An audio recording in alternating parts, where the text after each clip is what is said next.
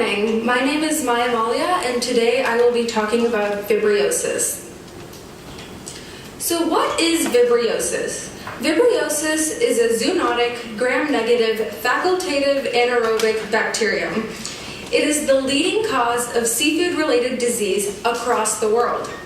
While there are over 100 strains, only 12 are transmittable to humans.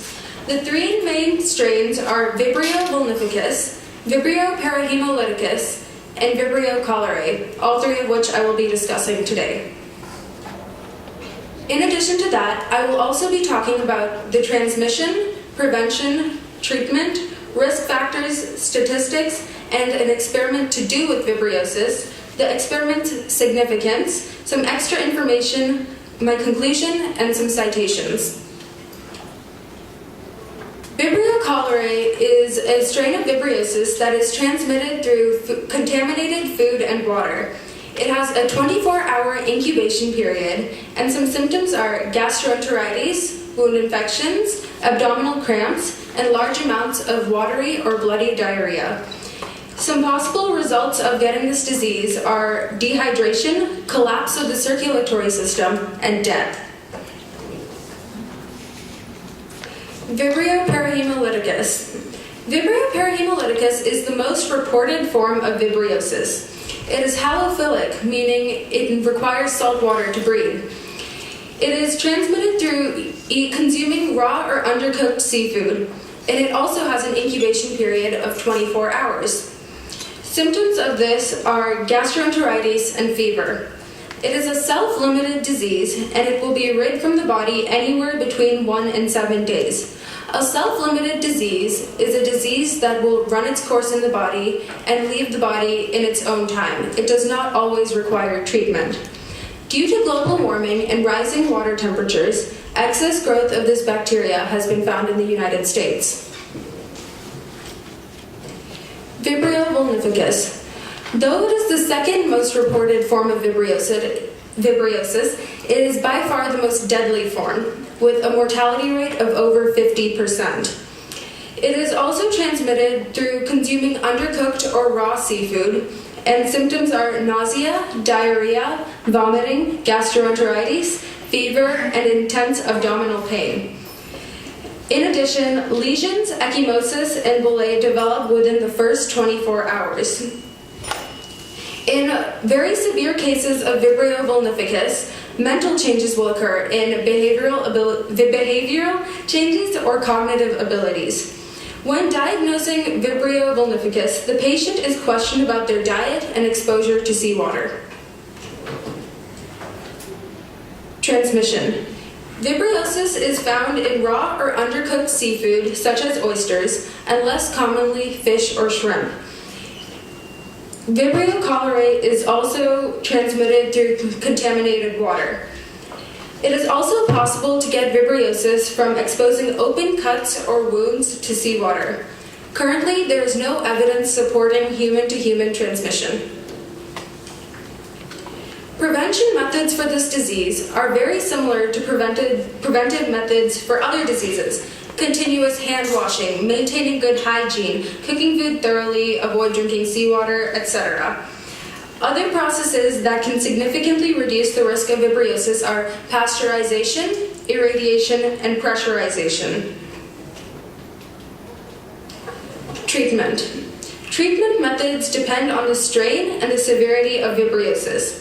It is unnecessary to get treatment for self-limited forms such as Vibrio Parahemolyticus because they are self-limited and will leave the body in their own due time. For cases such as that, it is only necessary to drink plenty of fluids to rehydrate the body. If symptoms last longer than 5 days, medical attention should be sought out.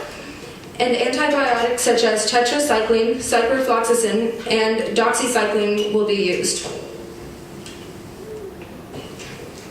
It is important to aggressively treat these forms that are not self-limited in order to prevent dehydration, septicemia, which is blood poisoning, necrotizing fasciitis, which is flesh-eating bacteria, amputation, which is a direct result of necrotizing fasciitis, renal failure, which is kidney failure, liver failure, fasciotomies, which is a surgery that increases the circulation in the body, or death. Risk factors for this disease include being immunocompromised, affected by cirrhosis or other diseases of the liver, alcoholism, diabetes, AIDS, cancer, etc. A person with any of these risk factors is 80 to 200% more likely to develop primary septicemia, which is blood poisoning. And 80% of vibriosis-related deaths have been linked to patients with liver disease. Some statistics for this disease include the number of Vibrio infection results, hospitalizations, and deaths, all of which are very high numbers. And the infection rates have doubled since 1998, which is also a result of global warming. And a 1 degree increase in the temperature of a body of water triples its Vibrio population. 1 degree increase in temperature, which means that unless we do something to stop global warming or issues like this, vibriosis can become even more common. The case fatality rate for Vibrio parahemolyticus is 29%, and the mortality rate for Vibrio vulnificus is over 50%. The experiment I selected is called Treating Experimentally Induced Vibriosis, Listonella anguillarum, in cod, Gatus morhua L, with florfenicol. This is an experiment on fish because there are not very many experiments out there treating on patients with vibriosis. The purpose of this experiment was to see if orally administering florfenicol would have any effect on cod induced with Listonella anguillarum, which is the strain H1610. This vibriosis strain had a slight inhibitory concentration value of 0.5 milligrams per milliliter against florfenicol. 15 groups of 40 fish each were given 1.7 times 10 to the 5th CFU milliliters for 1 hour. 3 days later, 12 of the groups received the florfenicol treatment. They received 10 milligrams per kilogram each day for 10 consecutive days. The mortality rate for the untreated fish was 77% by the 15th day. The termination of this experiment occurred on day 26. The cumulative mortality rate for the treated fish was 52% and 38%. The results of this experiment show that the survival rate of the medicated cod was significantly higher than those of the untreated cod. Why is this experiment significant? This experiment is relevant because it explains vibriosis in fish, which definitely affects the chances of humans getting vibriosis. It shows that treating fish against vibriosis is necessary to reduce the mortality rate, and this can be taken over to humans, which proves that treatment can be far more beneficial than letting this disease run its course. Some interesting facts are, in November of 2009, the FDA threatened to ban the sale of Gulf oysters in the summer. This is due to the rising numbers of vibriosis, especially in Gulf oysters. In California, rates of vibriosis dropped to nearly zero after requiring all Gulf oysters to be treated before being served. 96% of states have reported vibriosis since 2007. In conclusion, Vibrio vulnificus, Vibrio cholerae, and Vibrio parahemolyticus are the 3 main strains of vibriosis. It is possible to get vibriosis from consuming seafood, ingesting contaminated water, or exposing wounds to water carrying the bacterium. Possible outcomes for this disease are necrotizing fasciitis, flesh-eating bacteria, or septicemia, blood poisoning. To prevent this disease, 2 important things to do are to wash hands and be mindful of surroundings. Treatment depends on severity of the strain, but antibiotics are typically used. The risk factors prove how much higher certain people are at risk and how much trouble they will have fighting it off. Treatment has a definite impact, as is proved by the experiment I selected. And in conclusion, vibriosis is a very dangerous disease and it is important to avoid it. Here are my citations, and thank you for your time. Any questions? Raise your hand. Yes. I have a few questions. So, first of all, does the disease affect the fish and shrimp and oysters that it's in? Yes, only infected seafood can transmit this disease to humans. It's zoonotic. No, but does it have any effect on them? Yes, it does, but I cannot recall exactly what the effect is, so I will get back to you on that. Okay, and second, you mentioned chlorophenicol in your experiment. Why exactly does that affect the vibriosis bacteria? What does it do to it?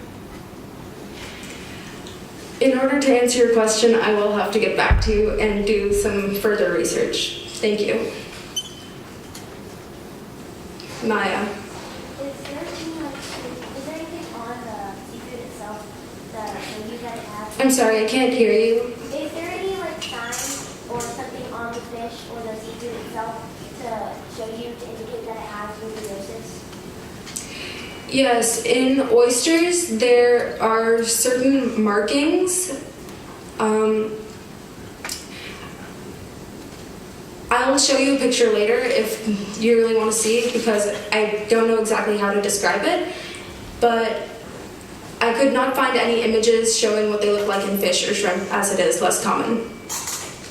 Okay.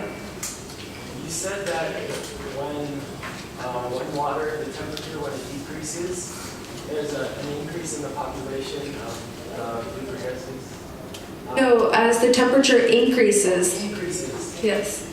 So that's why global warming causes more vibriosis. Hey, Stephen? I have a question. Are there any long-term complications? The long-term complications are what I described in the, here, let me go back to this. Outcomes to avoid.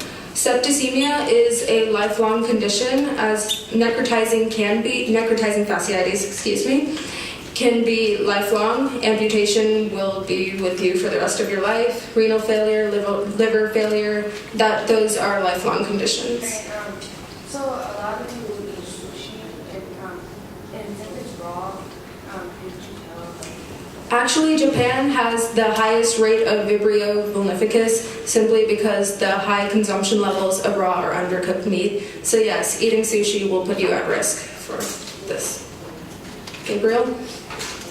You said that there's hundreds of strands of vibriosis, but there's only 12 that affect you. Can you elaborate on why that is? Well, as was described in the experiment, many of these strains affect seafood. There are also a few bovine strains that affect cattle, and 12 of them affect human. The three main ones are Vibrio cholerae, Vibrio vulnificus, and Vibrio parahemolyticus. Okay, Jazz hands for Maya